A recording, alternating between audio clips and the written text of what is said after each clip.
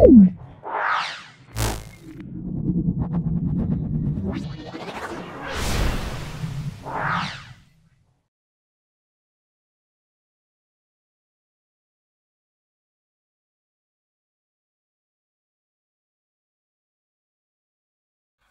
আমরা 5 নম্বর সেটটা শুরু করছি। খুব ভালো করে ভিডিওটা দেখো, সম্পূর্ণ ব্যাখ্যা করছি। আশা করছি আমার ভিডিও থেকে প্রত্যেক ছাত্রছাত্রী উপকৃত হবে এবং ক্লাস 10-এ অসম্ভব ভালো মার্কস পাবে, অর্থাৎ ফাইনাল পরীক্ষায়। প্রধান গ্রিনহাউস গ্যাসের নাম, এটা আমরা বলবো CO2। CO2 হলো প্রধান গ্রিনহাউস গ্যাস। তারপর দেখো কোন তাপমাত্রায় গ্যাসের অণুগুলো শূন্য হয়, এটা আমরা বলবো 0 কেলভিন। তারপর চলে এসো, একটি গ্যাসের বাষ্প ঘনত্ব 8, 24 গ্রাম ভরের STBতে গ্যাসের আয়তন কত হবে? একটি গ্যাসের বাষ্প ঘনত্ব 8, 24 গ্রাম ভরের একটি গ্যাসের STBতে আয়তন কত হবে? এটা আমরা বলবো ডি বলবো। এটা কত বলবো? ডি বলবো। তাহলে 33.6। তারপর দেখো তাপ পরিবাহিতাঙ্কের সর্বাধিক কার? তাপ পরিবাহিতাঙ্ক সর্বাধিক, এখানে যেখানে অপশন দিয়ে তার মধ্যে হিরে সবচেয়ে বেশি। তারপর দেখে নাও এটা হিরে হবে। তারপর দেখে নাও প্রতিসরাঙ্ক 1.5 বিশিষ্ট প্রতিসরাঙ্ক 1.5 প্রতিসরাঙ্ক বিশিষ্ট মাধ্যমের আলোর বেগ কত হবে? আলোর বেগ হবে, সেটা হবে আলোর বেগ বাই প্রতিসরাঙ্ক। আলোর বেগ বাই প্রতিসরাঙ্ক বলতে আমরা কোনটা বলবো? অপশন সি বলবো। Option C. এটা কি করে হচ্ছে? আমরা জানি সি বাই ভি, তাহলে ভি সমান সি বাই মিউ, তাহলে সি 1.5, তাহলে ভি হলো 1.সি হলো 1.5 মানে 3/2, তাহলে ভি এর মান পেয়ে গেলাম 2c/3। তাহলে এটা কোন অপশনটা আছে? 2c/3, অপশন সি আছে।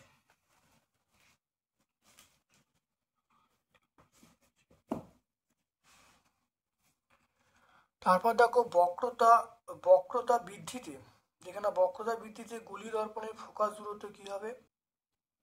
এটা হবে বক্রতা বৃদ্ধিতে গুলির ফোকাস দূরত্ব বৃদ্ধি পাবে। Volt into coulomb. Volt into coulomb যে রাশির একক, তাহলে ভোল্ট ইন্টু কুলম যে রাশির একক সেটা হলো কার্য। তাহলে আমরা অপশন ডি বলবো, কার্য। বাল্যচক্রে কোন তরল ব্যবহার করা হয়? বাল্যচক্রে আমরা ব্যবহার করি পারদ ব্যবহার করি।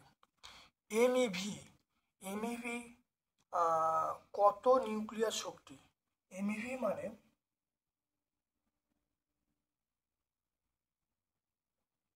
এটা আমরা বলবো 1.6 ইন্টু 10⁻⁻13 জুল। এমইভি মানে এমইভিটা এরকম লেখা, এমটা বড় হাতে এরকম ভাবে লেখা হয়, তাহলে এমইভি হলো 1.6 ইন্টু 10⁻13 জুল। মানটা মনে রাখবে। প্রথম পর্যায় এবং তৃতীয় পর্যায়ে মৌলের অন্তর কত? এটা 6। প্রদত্ত কোনটি আয়নীয় যৌগ নয়? NaCl, NaOH, CaCl2, H2 আয়নীয় যৌগ নয়, এটা হলো সময় যৌগ। তড়িৎ বিশ্লেষণে ক্যাথোডে কি ঘটে? ক্যাথোডে আমরা বিজারণ বলবো। ক্যাথোডে কি ঘটে? বিজারণ বলবো। তারপর দেখে নাও নেজলার বিকারকের সাহায্যে NH3 শনাক্ত করা হয়। কোন অ্যানায়নের মাধ্যমে লোহার মরচে পড়ে? লোহার মরচে মাইনাস। এলপিজির প্রধান উপাদান আমরা কি বলবো? অপশন সি বলবো, বিউটেন। এলপিজির প্রধান উপাদান আমরা বলবো বিউটেন বলবো।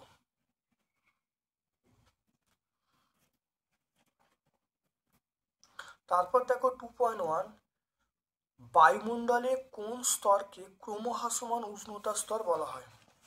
বলবো ট্রপোস্ফিয়ার।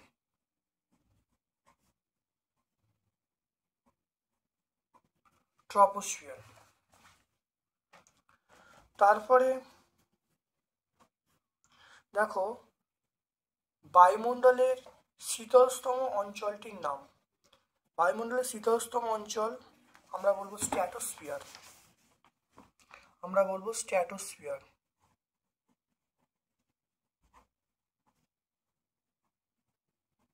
স্ট্র্যাটোস্ফিয়ার। বায়ুমণ্ডলের দেখে নাও, বায়ুমণ্ডলে ওজোন স্তর ধ্বংসে কোন গ্যাস অণু হিসাবে কাজ করে? বায়ুমণ্ডলে ওজোন স্তর ধ্বংসে কোন গ্যাস অনুঘটকের কাজ করে?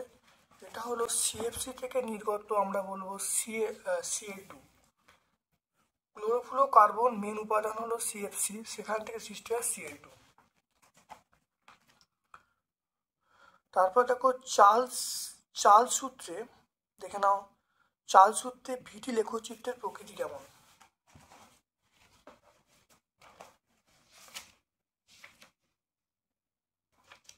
দেখে নাও, চার্লস সূত্রে ভিটি লেখচিত্রে তোমরা দেখে নাও মূল বিন্দু সরলরেখা। তাহলে এটা আমরা বলবো পেজ নাম্বার 14 দেখতে পাচ্ছ। তাহলে আমরা পেজ নাম্বার এটা 14 পেয়ে যাব। পেজ নাম্বার 14, এটা হলো মূল বিন্দুগামী সরলরেখা।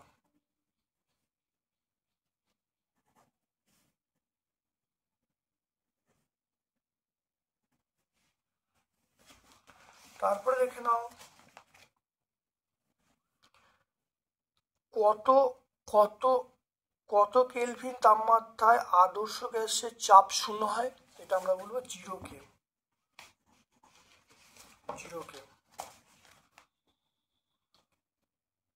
তরলের প্রকৃত প্রসারণ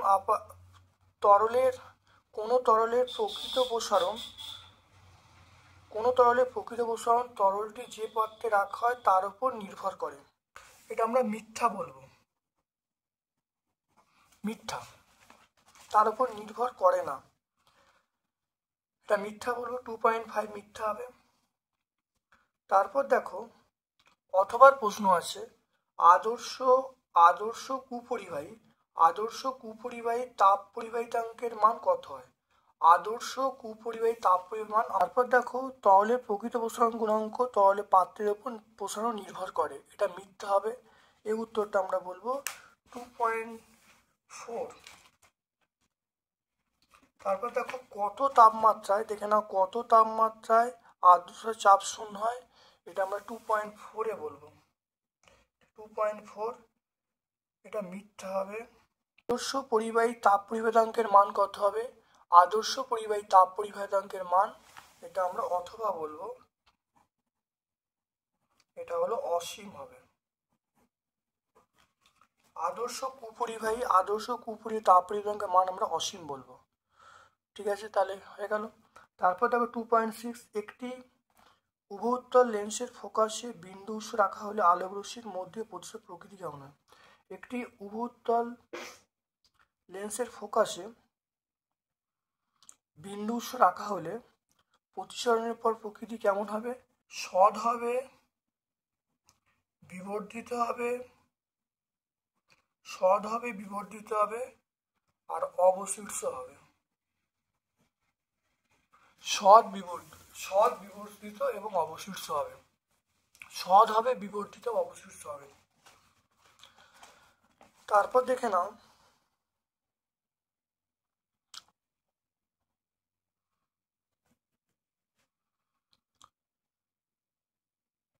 5 সেমি বস্তু দৈর্ঘ্য বিবর্ধন বলা হচ্ছে 1.5, প্রতিবিম্ব দৈর্ঘ্য কত হবে? দেখে নাও, এটা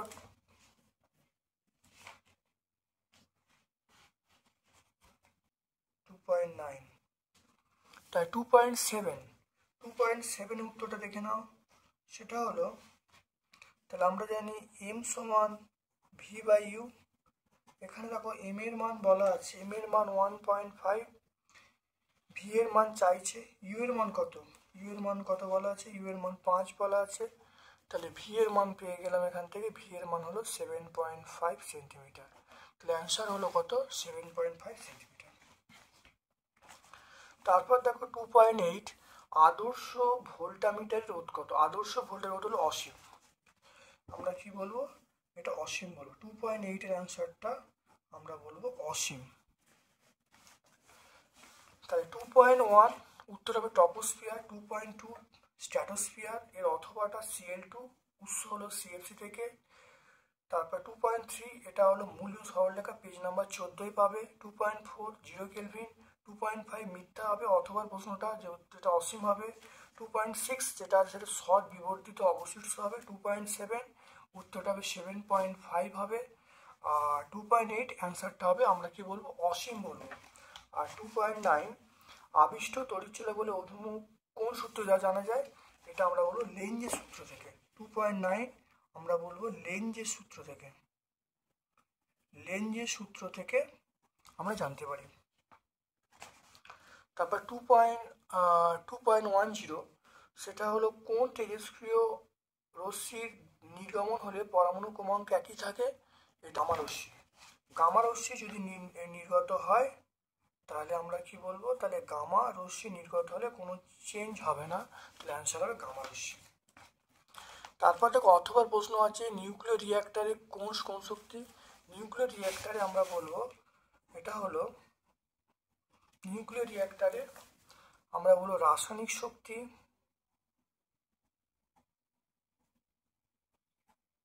নিউক্লিয়ার রিঅ্যাক্টরে রাসায়নিক শক্তি পাওয়া যাবে তড়িৎ শক্তিতে। নিউক্লিয়ার রিঅ্যাক্টরে আমরা বলবো রাসায়নিক শক্তি তড়িৎ শক্তি রূপান্তরিত হচ্ছে। তারপরে ছকটা দেখে নাও, ক্ষার ধাতু, ক্ষার ধাতু আমরা সোডিয়াম বলবো। আয়রনের সংকর ধাতু, আয়রনের সংকর, বিমানের কাঠামো যদি বলবো সেটা ডুরালুমিন।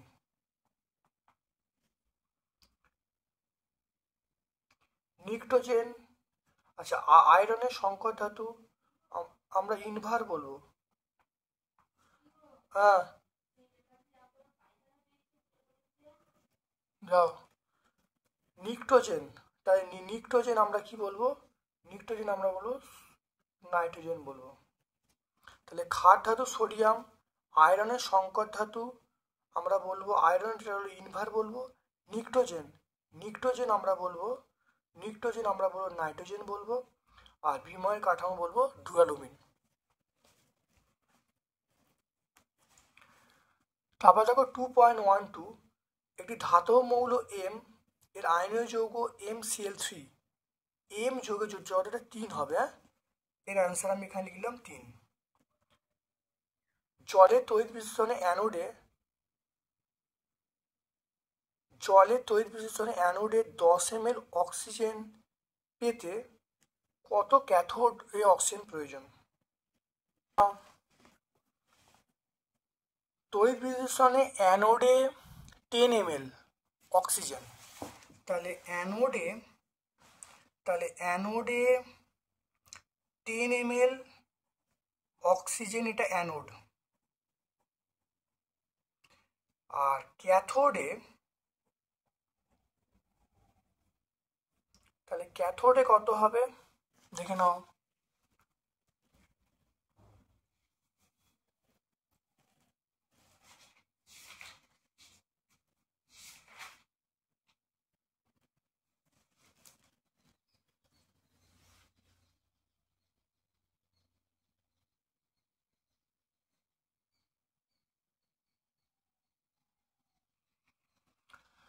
তাহলে আমরা কত বলবো,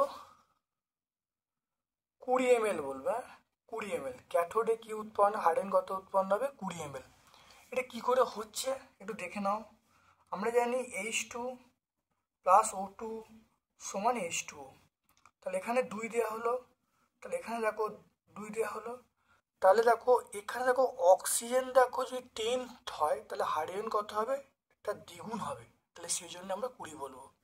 অক্সিজেন দেখো, অক্সিজেন কত হচ্ছে 1 অণু, তাহলে হাইড্রোজেন কত 2 অণু, তাহলে কত পাওয়া যাবে, তাই 2 × 10 করে 20 ml, তাহলে অ্যান্সার হবে 20 ml।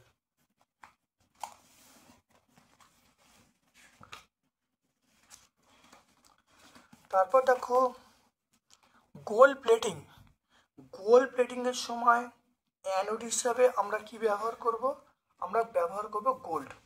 তাহলে অ্যানোড এটা আমরা ব্যবহার করব কি, গোল্ড আমরা ব্যবহার করব। অ্যানোড হিসাবে আমরা ব্যবহার করব কি, সেটা গোল্ড আমরা ব্যবহার করব।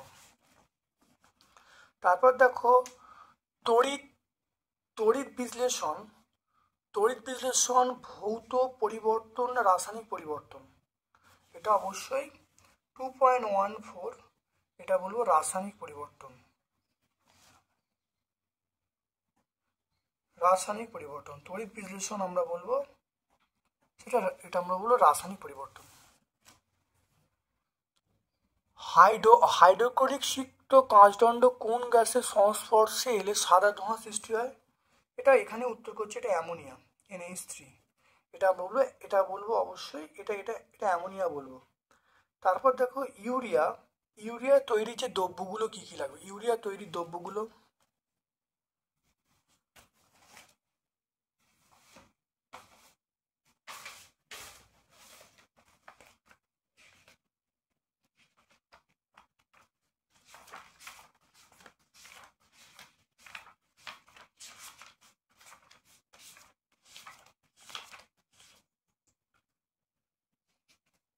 তাহলে ইউরিয়া তৈরি করতে কি লাগবে সেটা আমরা দেখো বলবো একটা অ্যামোনিয়া আর একটা কার্বন ডাইঅক্সাইড। তাহলে ইউরিয়া তৈরির দ্রব্যগুলো আমরা কি বলবো, অ্যামোনিয়া এবং কার্বন ডাইঅক্সাইড।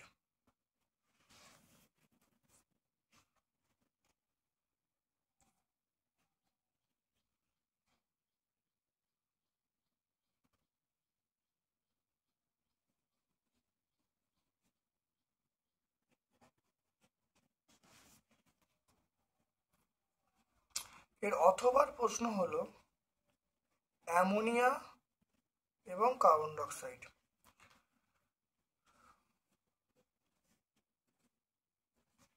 তারপর দেখো আর্দ্র বাতাসে ফেলে রাখা তামা সবুজ আস্তরণটি যে পড়ে সেটির নাম কি?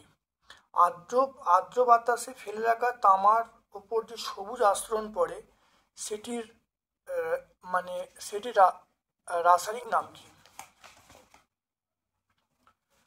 দেখে নাও আর্দ্র বাতাসে ফেলে রাখা যে নামটা হলো, দেখে নাও এটার নাম হলো কপার কার্বনেট আস্তরণ। সবুজ বর্ণের বেসিক কপার কার্বনেট উৎপন্ন হয়। তাহলে সবুজ বর্ণের বেসিক কপার কার্বনেট উৎপন্ন হয়, এটা আমরা সহায়িকা 431-এ পেয়ে যাব।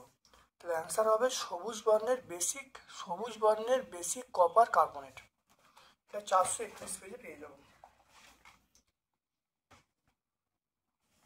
এটা আমরা সহায়িকা 431 পেজে পেয়ে যাব।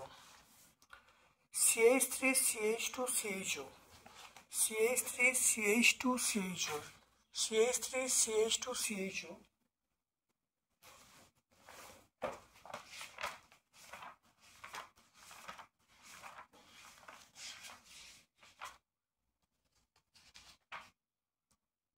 প্রোপানল, নাম হলো প্রোপানল। ভিনিগারের মুখ্য উপাদানটার নাম কি? ভিনিগারের মুখ্য উপাদানের নাম হলো, এটার নাম হলো অ্যাসিটিক অ্যাসিড, CH3COOH। মুখ্য উপাদানের নাম হলো অ্যাসিটিক অ্যাসিড, CH3COOH। PVC এর মনোমার নাম কি? PVC এর মনোমার নাম হলো ভিনাইল ক্লোরাইড। এটা আমরা টেক্সট বইয়ে 146 পেজে পেয়ে যাব। দেখে নাও এটার নাম হলো ভিনাইল ক্লোরাইড। কি নাম? Vinyl chloride. PVC মনোমারের নাম হলো ভিনাইল ক্লোরাইড।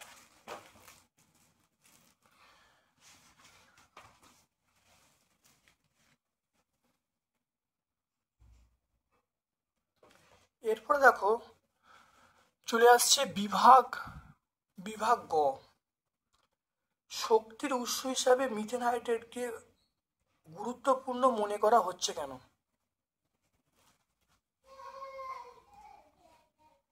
42-এর উত্তরটা পেয়ে যাব। 42 উত্তরটা আমরা লিখবো, 42 উত্তরটা লিখলে উত্তর পেয়ে যাব। এটা সহায়িকা 27 পেজে পাবো।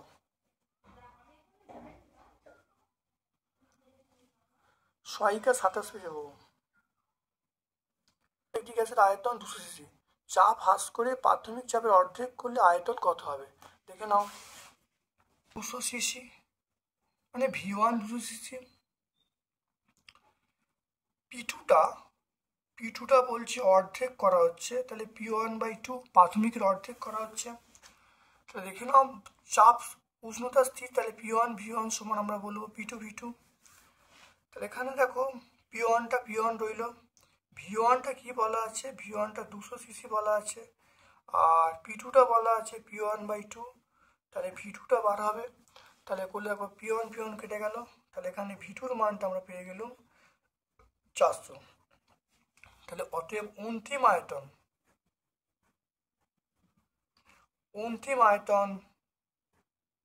কত? অন্তিম আয়তন পেয়ে যাব 400 সিসি।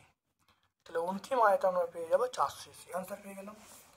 তারপরে দেখে নাও 25 ডিগ্রি সেন্টিগ্রেড তাপমাত্রায় 750 mHg চাপে একটা আয়তন বলা আছে 0.34 গ্রাম আয়তন, 0.324 গ্রাম গ্যাসের আয়তন, 280 সিসি। গ্যাসটার আণবিক গুরুত্ব কত হবে এটা বার করতে বলছি, দেখে নাও। অথবা প্রশ্ন দেখে নাও।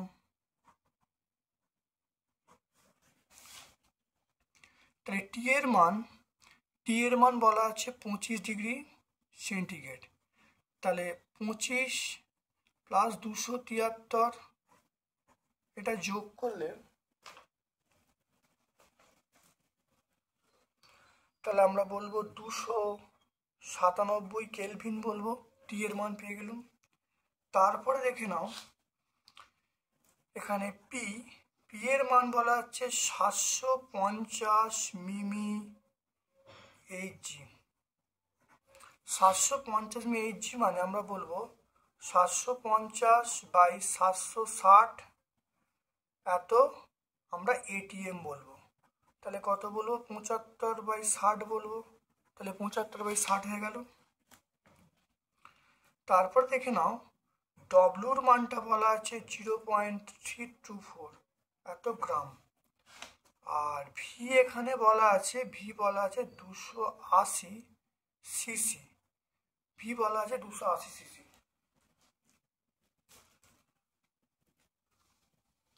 তাহলে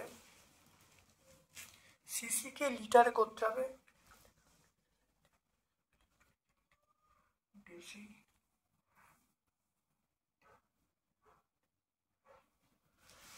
তাহলে সিসি কে লিটারে করতে গেলে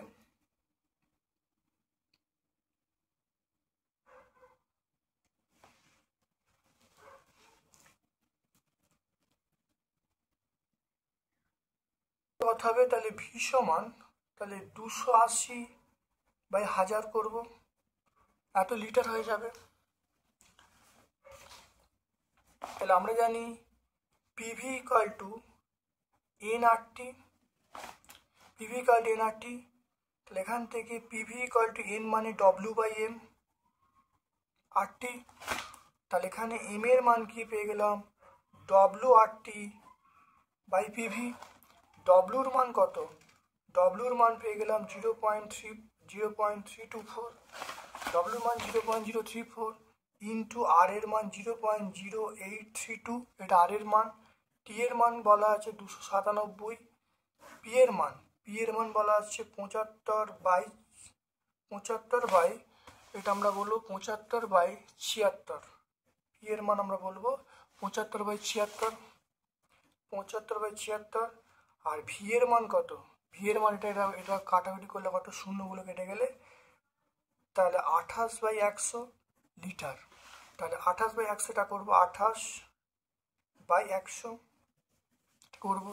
তাহলে এম এর মান কত হবে দেখে নাও। এটা করলে যেটা আসবে 8.11। তাহলে আণবিক, তাহলে আমরা বলবো আণবিক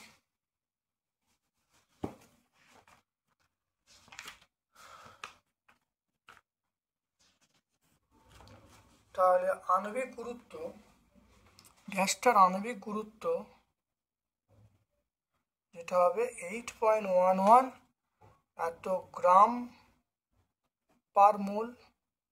তাহলে গ্রাম পার মোল হয়ে গেল। তাহলে দেখে নাও মানগুলো সব বসিয়ে দেওয়া আছে, বসিয়ে দিয়ে এখানে দেখো এম এর মানটা পেয়ে গেলাম 8.11, তাহলে প্রায় 8। তাহলে আণবিক গুরুত্ব হলো 8 গ্রাম পার মোল। তারপরে তোমরা দেখে নাও সেটা হলো অবতল দর্পণ দ্বারা অসৎ সমশীর্ষ আকারে বড় প্রতিবিম্ব কিভাবে গঠিত হয়।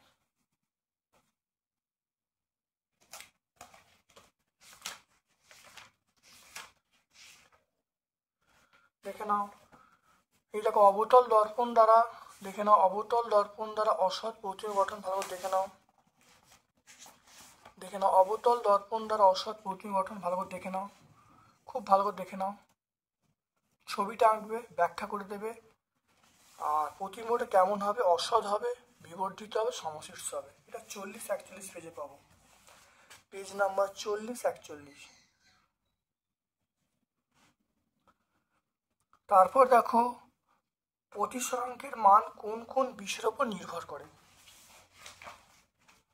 কোন কোন, এখানে 1 নম্বর হলো প্রতিসরাঙ্কের মান নির্ভর করে মাধ্যমের প্রকৃতির উপরে, উষ্ণতার উপরে, আর আপাতিত আলোর বর্ণের উপর নির্ভর করে। 3টে বিষয়ের উপর নির্ভর করে।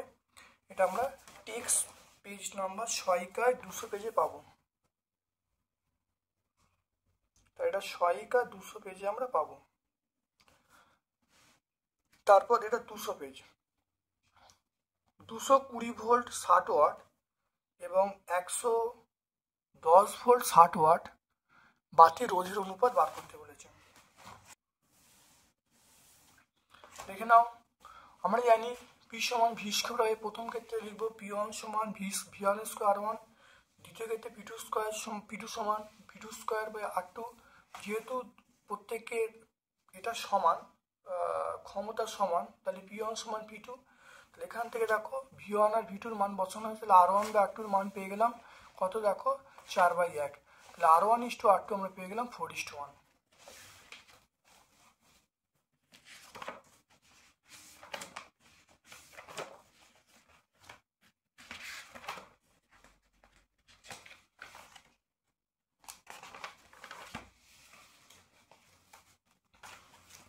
তারপরে দেখে নাও লুইস ডটের সাহায্যে, দেখে নাও লুইস ডটের সাহায্যে সমজীবী বন্ধন, লুইস ডটের সমজীবী বন্ধন কিভাবে গঠিত হয় উদাহরণ দেখাতে বলেছে। দেখে নাও 3.5।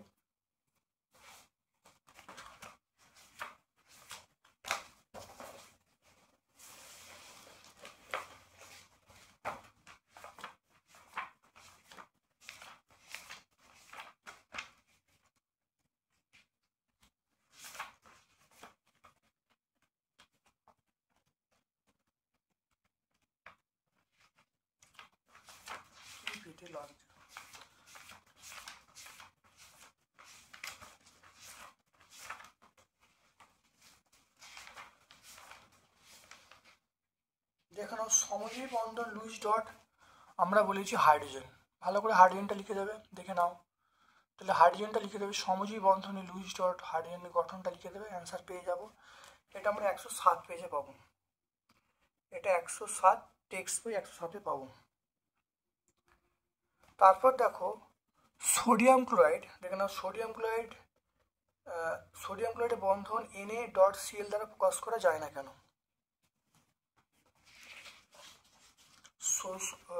দেখে নাও সোডিয়াম ক্লোরাইড দেখে নাও সোডিয়াম ক্লোরাইডের বন্ধন Cl দ্বারা প্রকাশ করা হয় না কেন?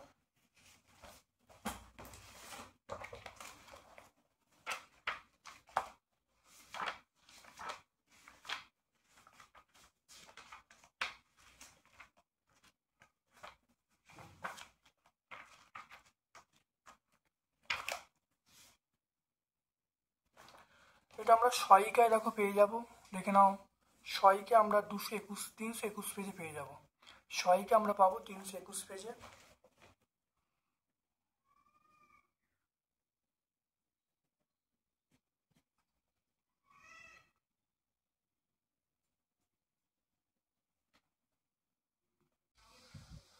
দেখে নাও একটি ধাতু এ এবং বি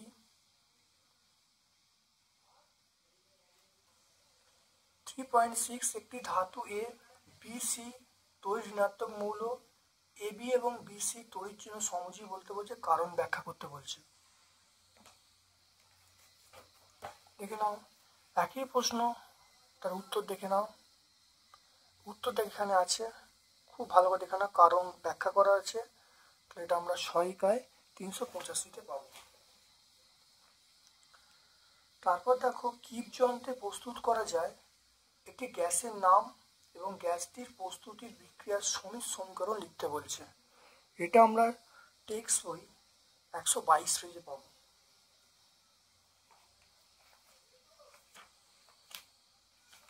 নির্জীব যন্ত্রে তৈরি করা যে হাইড্রোজেন সালফাইড, এর দেখো সমীকরণ এটা লিখবো, এটা নীতি, এটা সমীকরণ, দেখতে পাচ্ছ। তারপর দেখো 3.8 অ্যামালগাম বা ধাতু সংকর কাকে বলে, এর ব্যবহার লিখতে বলছে। এটা আমরা 130 পেজে পাবো, 130 পেজে। দেখে নাও অ্যামালগাম কাকে বলে, দেখে নাও অ্যামালগাম কাকে বলে। ধাতু সংকরে একটি উপাদান পারদ হলে তাকে অ্যামালগাম বলে। ব্যবহার দাঁতের চিকিৎসা, আয়নায় তৈরিতে এগুলো ব্যবহার করা হয়। তারপর দেখো লোহার মূর্ছে পড়ার ক্ষেত্রে বিক্রিয়া লিখতে বলছে। এটা আমরা 134 পেজে পাবো, দেখে নাও 134 পেজে মূর্ছে পড়া যে বিক্রিয়াগুলো, দেখো অ্যানোড ও ক্যাথোডে যে বিক্রিয়া, আমরা এই পুটোটাই সামগ্রিক বিক্রিয়া লিখলে উত্তর পেয়ে যাবো, সামগ্রিক বিক্রিয়াটা লিখলে উত্তর পেয়ে যাবো। তারপর দেখো ইথিলিন গঠনের সাহায্যে দেখা হচ্ছে ইথিলিন একটি অসম্পৃক্ত হাইড্রোকার্বন, এটা 144 থেকে পাবো।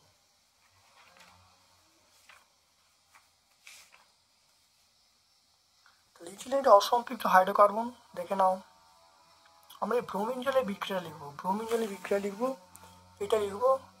তাহলে এখান থেকে এটা পুরোটা লিখবো, এই বিক্রিয়াটা লিখবো, লিখলে উত্তর চলে আসবে। তাহলে 144, 145। তারপরে দেখো কিভাবে পরিবর্তন করবে অ্যাসিটিলিন থেকে ইথেন, এটা আমরা 145 পেজে পাবো। অ্যাসিটিলিন থেকে ইথেন, দেখো আমরা এটা বলে দেবো, দেখো অ্যাসিটিলিন থেকে ইথেন তৈরি হচ্ছে, দেখতে পাচ্ছ।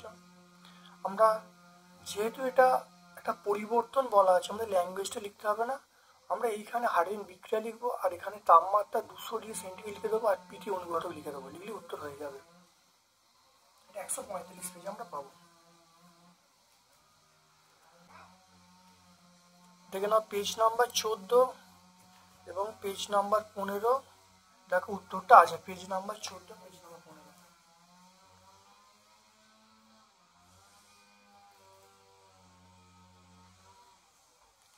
তারপর দেখো বাণিজ্যিক জিঙ্কে 35% অশুদ্ধি আছে, দেখে নাও বাণিজ্যিক জিঙ্কে 35% অশুদ্ধি আছে। 50 গ্রাম জিঙ্কে অতিরিক্ত পরিমাণ লঘু সালফিক অ্যাসিডের সঙ্গে বিক্রিয়া ঘটালে কি পরিমাণ হাইড্রোজেন উৎপন্ন হবে, দেখতে পাচ্ছ। অশুদ্ধ জিঙ্কের পরিমাণ 35%, বিশুদ্ধ জিঙ্কের পরিমাণ 100 - 35 মানে 65%। তাহলে 100 গ্রাম অশুদ্ধ জিঙ্কের নমুনার মধ্যে বিশুদ্ধ জিঙ্ক আছে কত, 65 গ্রাম। তাহলে 1 গ্রামের কত আছে, 50 গ্রামে কত আছে, দেখো বার করলে দেখো 32.5 গ্রাম। এবার দেখো জিঙ্কের সঙ্গে দেখো সালফিক অ্যাসিডের বিক্রিয়া লিখেছি, এখানে দেখো 65 জিঙ্কের দেখো আণবিক ভর 65, আর এখানে দেখো H2, এটা আমরা 2 গ্রাম বলবো। তাহলে 65 গ্রাম জিঙ্ক উৎপন্ন করতে 2 গ্রাম হাইড্রোজেন লাগে, একে কত, আর যেটা বার হয়েছে তাতে করলে দেখো উত্তর আসছে কত, 1 গ্রাম। তাহলে আমরা অ্যান্সার পাবো 1 গ্রাম।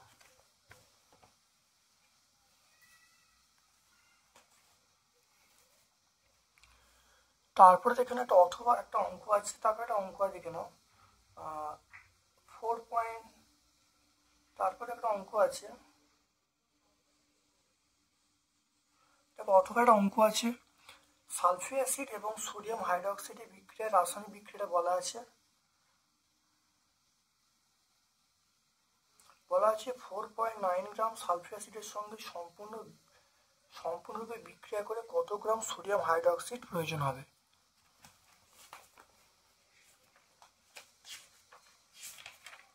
দেখে নাও, প্রথম দেখো বিক্রিয়াটাও লেখা হয়েছে, এখান থেকে দেখো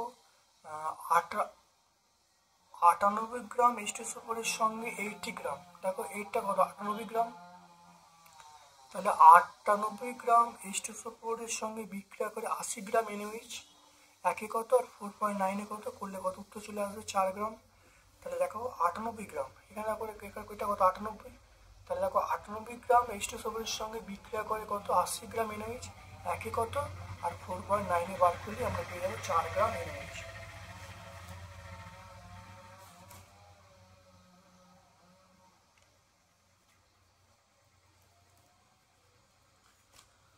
তারপর দেখো 4.3 তাপ তাপ প্রবাহ মাত্রার গাণিতিক সমীকরণ থেকে দেখে নাও তাপ প্রবাহ মাত্রার গাণিতিক সমীকরণ থেকে তাপীয় রোধের সমীকরণ প্রতিষ্ঠা করতে বলছে।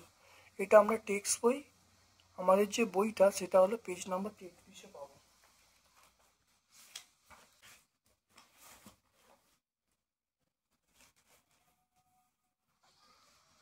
এটা লিখবো, এর একক হলো কে ওয়াট ইনভার্স। আমরা লিখবো কে ওয়াট ইনভার্স।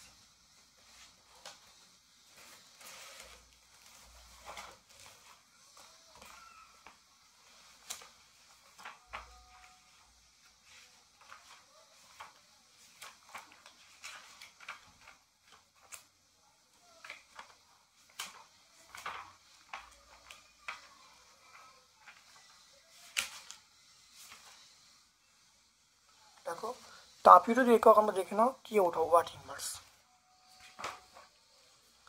তারপর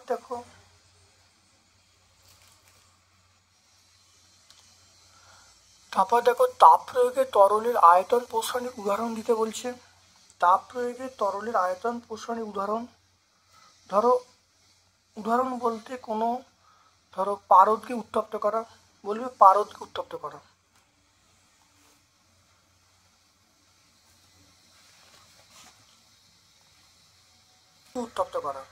কঠিন পদার্থের ক্ষেত্রফল T1 তাপমাত্রা A1, T2 তাপমাত্রা A2, এটা স্কোয়ার মিটার। ক্ষেত্র প্রসারণ গুণাঙ্কের গাণিতিক রূপ লিখতে বলছে।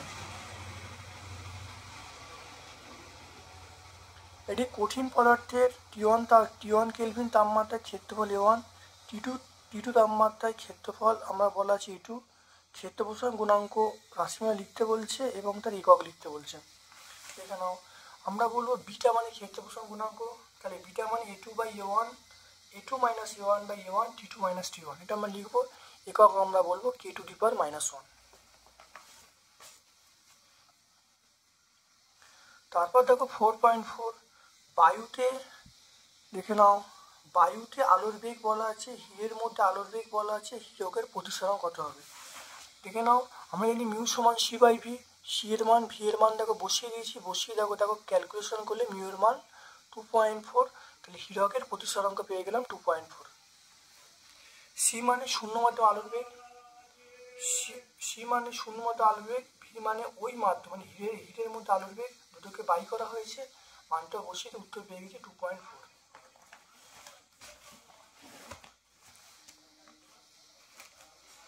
তারপরে দেখো অথবার প্রশ্ন দেখে নাও, একটি আলোক রশ্মির কম্পাঙ্ক বলা আছে, তরঙ্গদৈর্ঘ্য কত বার করতে বলছে।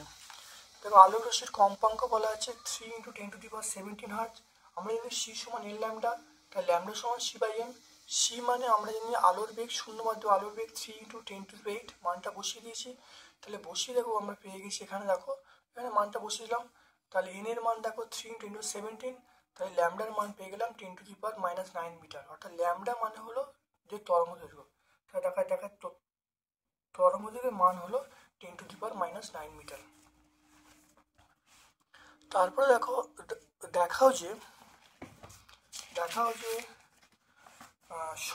দেখাও যে সমান্তরাল কাঁচফলকের মধ্য দিয়ে আলোক রশ্মি শুধুমাত্র পার্শ্বীয় সরণ ঘটবে। এটা আমরা 44 পেজে পাবো।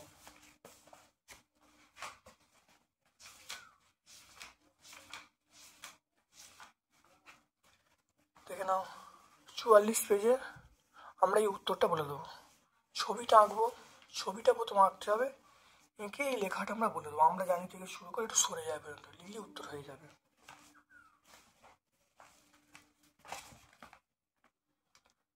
তারপর দেখো বলা হচ্ছে ক্রমবর্ধমান তরঙ্গ দৈর্ঘ্য অনুসারে সাজানো।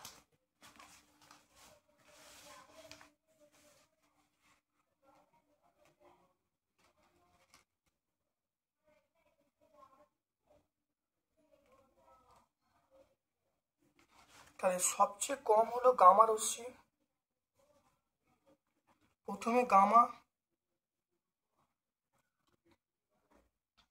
তারপর ইউভি,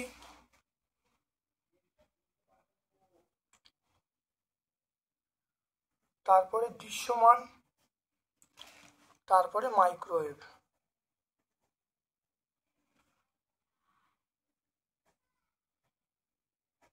তাহলে প্রথমে দেখো গামা রশ্মি, তারপর ইউভি, তারপর দৃশ্যমান, আর তারপরে আমরা শেষে বলবো কি মাইক্রোওয়েভ। অ্যাম্পিয়ারে দেখে নাও, অ্যাম্পিয়ারের সন্তরণ নিয়মটা, এটা পেজ নাম্বার 76-এ পেয়ে যাব। আর বাল্যচক্র কোন নিচে কাজ করে দেখে নাও।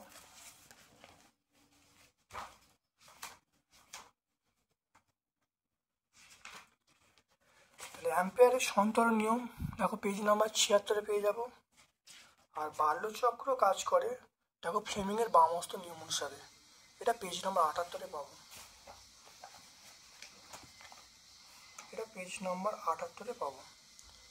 ইলেকট্রনের আধান বলা আছে, প্রবাহমাত্রা বলা আছে, সময় বলা আছে। একটি ইলেকট্রনের আধান বলা আছে পরিবাহীর মধ্য দিয়ে 3.2 অ্যাম্পিয়ার তড়িৎ প্রবাহ যাচ্ছে, প্রস্তুতির মধ্য দিয়ে 1 সেকেন্ড অতিক্রান্ত ইলেকট্রনের সংখ্যা কটা দেখে নাও। দেখে নাও সি এর মান দেখো বলা আছে, আই এর মান, টি এর মান বলা আছে। আমরা জানি কিউ সমান এমই, আমরা জানি কিউ সমান এন, এটা সূত্র। তাহলে কিউ কিউ মানে আমরা জানি আই ইন্টু টি। তাহলে এন এর মান কত দেখো, আই এর মান বসিলাম, টি এর মান বসিলাম, টি এর মান 1, আই এর মান দেখো 3.2, আই এর মান দেখো 3.2, টি এর মান 1, আর দেখো ই এর মান 1.6 মাইনাস 19। তাহলে এখান থেকে এন এর মান দেখো পেয়ে যাবো। তাহলে দেখো কত হবে, 2 ইন্টু এইটা পাওয়ারটা উপরে উঠলো, তাহলে 2 ইন্টু 10⁻19।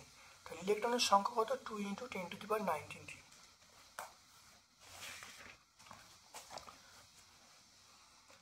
তারপরে দেখে নাও একটি দেখে নাও যদি তারের মধ্য দিয়ে 0.5 অ্যাম্পিয়ার তড়িৎ প্রবাহমাত্রা 15 মিনিট ধরে 525 ক্যালোরি তাপ উৎপন্ন করে, তাহলে প্রান্তীয় বিভব প্রভেদ কত হবে দেখে নাও।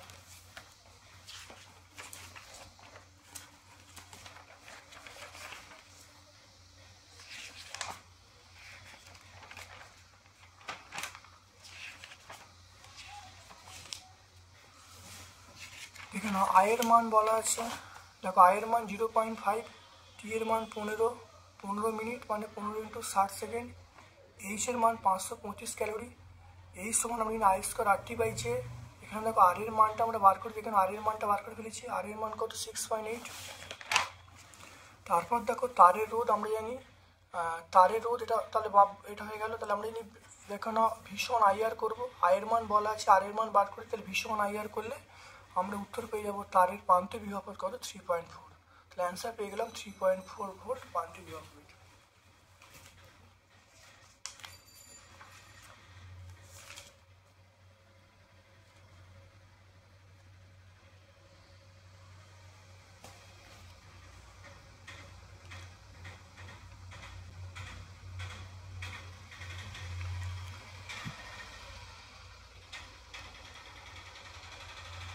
তারপরে দেখো নিউক্লিয় বিভাজন বিক্রিয়া কাকে বলে, এটা শৃঙ্খল বিক্রিয়া কেন বলে।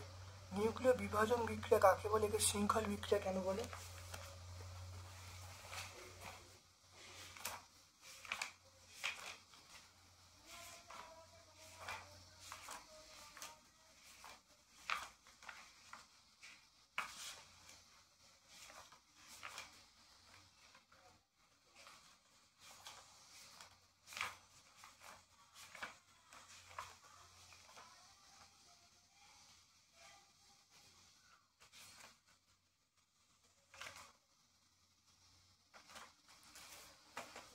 দেখো নিউক্লিয় বিভাজন বিক্রিয়া কাকে বলে পেয়ে যাবে, কেন শৃঙ্খল বিক্রিয়া বলে পেয়ে যাবে, তোমরা 92 পেজে পেয়ে যাবে, 92 পেজে।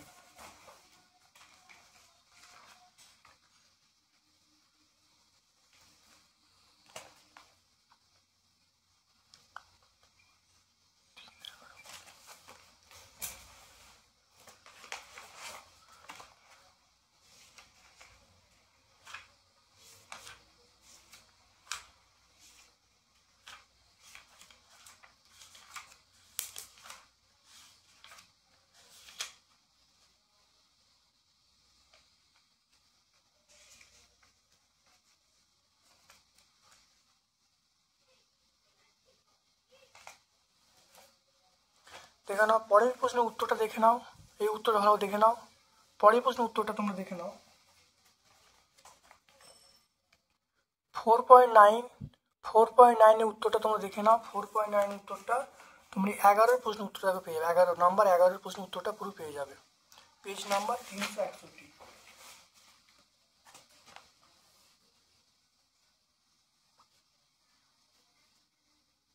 দেখো মৌলের অধাতব ধর্ম শ্রেণী এবং পর্যায় বরাবর কিভাবে পরিবর্তিত হয়। আচ্ছা, মৌলের অধাতব ধর্ম বলতে আমরা এটা বলবো, মৌলের অধাতব ধর্ম বলতে বাম থেকে ডান দিকে গেলে বৃদ্ধি পাবে, ওপর থেকে নিচে গেলে হ্রাস পাবে। মানে অধাতব ধর্ম বলতে তড়িৎ ঋণাত্মকতা, তাহলে বাম থেকে ডান দিকে গেলে বৃদ্ধি পাবে, ওপর থেকে নিচে গেলে হ্রাস পাবে। তারপর দেখো আধুনিক পর্যায় সূত্র, এটা 98 পেজে পাবো, দেখে নাও 98 পেজে। অর্থাৎ বিভিন্ন মৌলের ভৌত রাসায়নিক ধর্মগুলো তাদের পরমাণু ক্রমাঙ্ক বৃদ্ধির সঙ্গে পর্যায়ক্রমে পুনরাবৃত্ত হয়।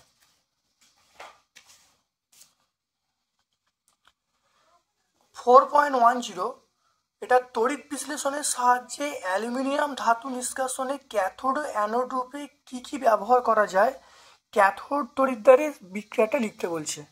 এটা আমরা পাবো 116 পেজে পাবো, দুয়ারি গাঙ্গুলি মাইতি, এটা আমরা 116 পেজে পাবো। দেখে নাও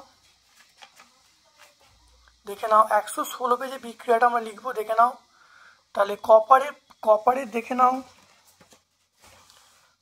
কপারের পরিশোধন বলে আছে, ক্যাথোড অ্যানোডের বিক্রিয়া পুরো আছে। এখানে দেখো টোটাল উত্তরটা আমরা পেয়ে যাবো, কপারের তড়িৎ পরিশোধন।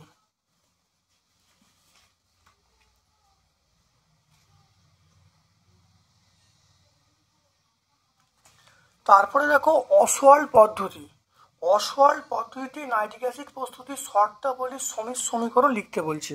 অসওয়াল্ড পদ্ধতি আমরা পাবো পেজ নাম্বার 1। অসওয়াল্ড পদ্ধতি এটা আমরা পাবো, অসওয়াল্ড পদ্ধতি দেখে নাও, এটা আমরা পাবো, এটা 126, এখানে 126 পেজে আমরা পাবো অসওয়াল্ড পদ্ধতি। এটা আমরা 126, একটা 3টে স্টেপ আছে, 1, 2, 3টে স্টেপ আছে, লিখলে উত্তর পেয়ে যাবে অসওয়াল্ড পদ্ধতি। তারপরে দেখে নাও জৈব যৌগ অজৈব যৌগের পার্থক্য লিখতে বলছে, এটা পেজ নাম্বার 137-এ পাবো। দেখে নাও পেজ নাম্বার 137, দেখে নাও, খুব ভালো করে দেখে নাও। তাহলে জৈব যৌগে কার্বন পরমাণু থাকবে, অজৈব কার্বন থাকতেও পারে, নাও থাকতে পারে। জৈব যৌগ মানে সমযোজী, অজৈব যৌগ মানে সমযোজী তড়িৎ দুটোই। জৈব যৌগের গলনাঙ্ক স্ফুটনাঙ্ক কম হয়, আর অজৈব যৌগ গলনাঙ্ক স্ফুটনাঙ্ক বেশি হয়। জৈব যৌগের সমবায় ধর্ম দেখা যায়, অজৈব যৌগের সমধর্ম দেখা যায় না। এরপরে চলে এসো, সেটা হলো একটি সরলতম হাইড্রোকার্বন, এটা আমরা মিথেন বলবো। কি বলবো? মিথেন। আর লাস্ট প্রশ্ন হলো, দেখে নাও জৈব বিশ্লেষ্য পলিমারগুলি পরিবেশ দূষণ ঘটায় না, এটা ব্যাখ্যা করতে বলছে। জৈব বিশ্লেষ্য পলিমার অর্থাৎ যে সকল পলিমার প্রকৃতিতে উপস্থিত বিভিন্ন অণুজীব ব্যাকটেরিয়া দ্বারা বিশ্লিষ্ট হয়ে সরল অণুতে পরিণত হয়, তাদেরকে আমরা জৈব বিশ্লেষ্য পলিমার বলবো। যেমন কার্বোহাইড্রেট, সেলুলোজ, প্রোটিন, এগুলো সব বলবো। কাঠ, বাঁশ, খড় ইত্যাদি সেলুলোজ সমৃদ্ধ, এগুলো প্রচুর সেলুলোজ সমৃদ্ধ পদার্থ থাকার জন্য এগুলো পরিবেশন ঘটায় না। তাহলে অর্থাৎ জৈব বিশ্লেষ্য পলিমারগুলিতে প্রচুর পরিমাণে সেলুলোজ সমৃদ্ধ পদার্থ থাকে, সেই জন্য পরিবেশন ঘটায় না। তাহলে এটা আমরা 146 পেজে পাবো। তাহলে আজকে আমরা এই সেটটা সম্পূর্ণ ব্যাখ্যা করলাম। ভিডিওটা কেমন লাগলো কমেন্ট সেকশানে কমেন্ট করবে, যদি ভালো লাগে লাইক করবে। যারা চ্যানেলটাকে কোনো সাবস্ক্রাইব করোনি, চ্যানেলটাকে সাবস্ক্রাইব করে দেবে, বেল বাটনে ক্লিক করে দেবে। আমার পক্ষ থেকে সকলকে ধন্যবাদ এবং শুভকামনা জানাচ্ছি।